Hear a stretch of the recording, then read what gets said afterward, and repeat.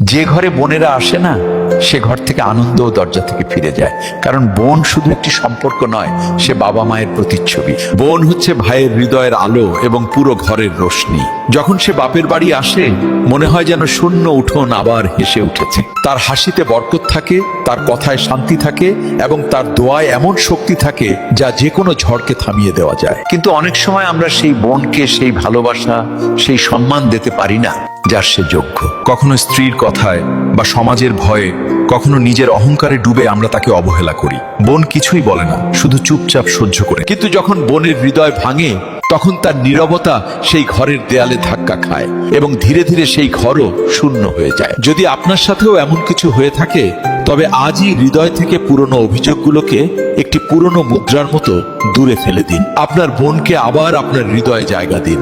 তারপর দেখবেন ৩-৪ মাসেরই মধ্যেই আপনার ঘর আবার হেসে উঠবে, সমস্ত আনন্দ ফিরে আসবে এবং আপনার হৃদয়ও শান্তি পাবে। একবার চেষ্টা করেই দেখুন, বোনের ভালোবাসায় সৃষ্টিকর্তার রহমত লুকিয়ে থাকে। আর যদি এই কথাগুলো আপনার কাছে সত্যি মনে হয়, তবে এই ভিডিও শেয়ার করুন, যাতে অন্য কোনো বোনও আবারও হাসতে পারে